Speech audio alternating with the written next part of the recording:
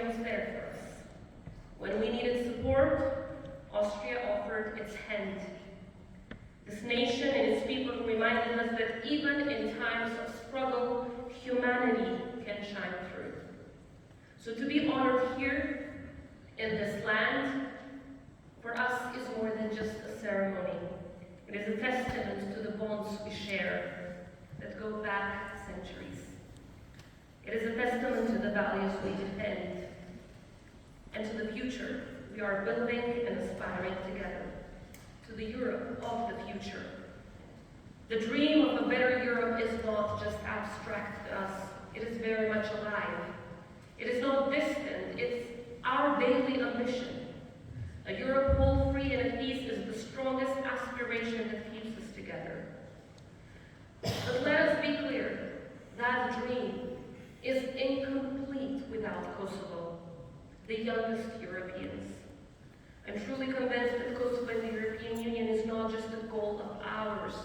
It is also Europe's opportunity, an opportunity to finish what it started, to unite what malign politics tried to divide then and what they are trying to divide now, and to embrace every nation that believes in the promise of democracy and in the power of peace. Kosovo in the European Union is a chance for Europe to prove once more that its strength lies in its unity and its purpose lies in its ideals.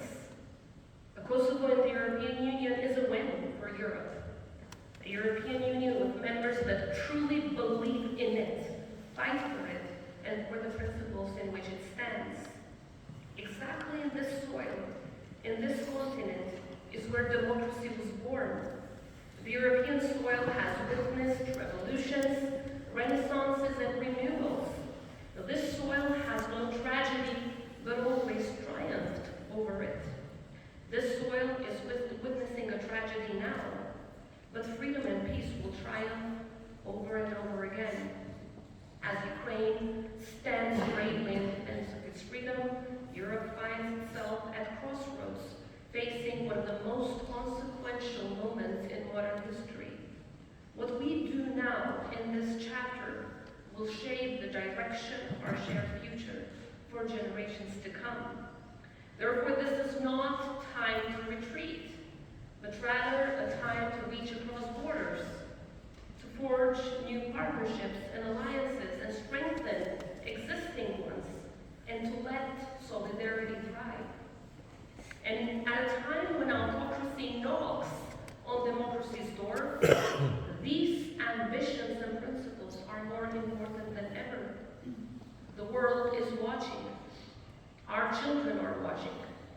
And one day, future generations will look back and they'll ask, what did we do when it matters most?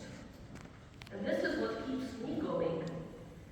Because I want to be able to look at my daughters and all of the children of Kosovo in their eyes when they're grown and tell them that I did my best when it mattered most.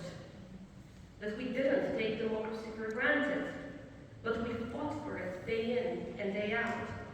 And when the path was hardest, we didn't falter.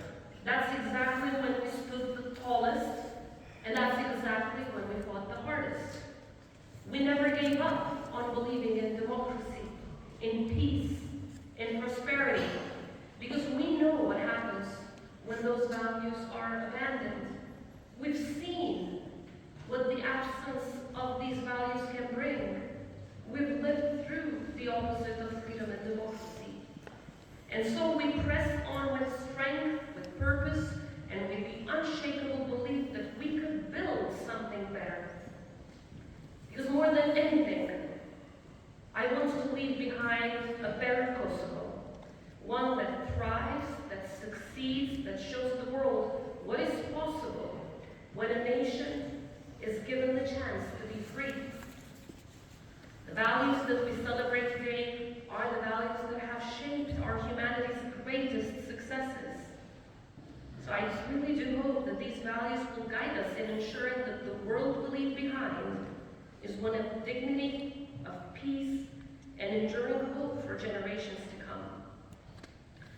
Ladies and gentlemen, and dear friends, in conclusion, I want to say that Europe is a living responsibility, one that demands courage, not just from the big and powerful, but from every nation that has dared to defend peace when it was easier to surrender, and to speak truth when silence was safer. In the soul of Europe, it is often the smallest of nations that carry the greatest of truths, that freedom is earned, that democracy must be nurtured, and just peace must never be compromised.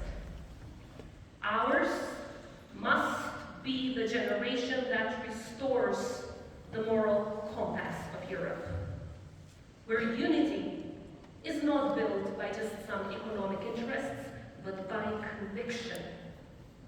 And in that vision, we do not ask for Europe to just open its doors. We ask for Europe to recognize that we have been contributing to its foundations for centuries, step by step, with every act of justice, with every act of sacrifice, and most importantly, with every act of hope. Because Europe is not a distant dream. It is who we are. We are Europe.